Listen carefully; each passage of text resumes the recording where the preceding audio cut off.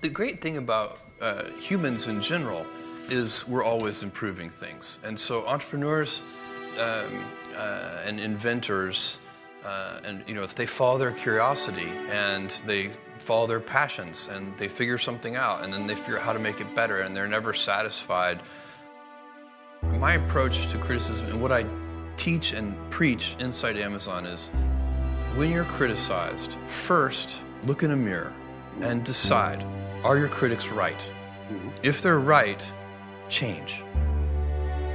We would be very naive to believe that we're not going to be criticized. I mean, that's just part of the terrain. You have to accept that. One that I tell people is if you're going to do anything new or innovative, you have to be willing to be misunderstood. If you can't afford to be misunderstood, then for goodness sake, don't do anything new or innovative. When you think about the things that you will regret when you're 80, they are almost always the things that you did not do. They are acts of omission.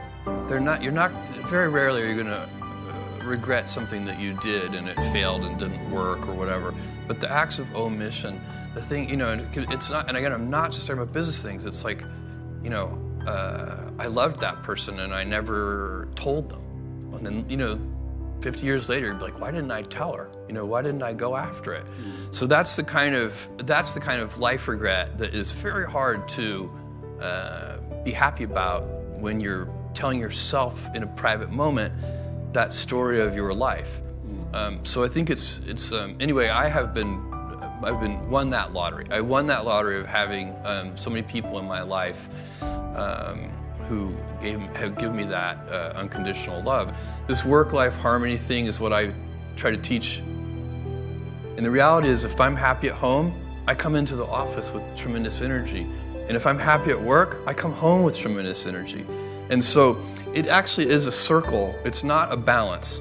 And I think that is worth everybody paying attention to. You never want to be that guy, and we all have a coworker who is that person who, as soon as they come into the meeting, they drain all of the energy out of the room.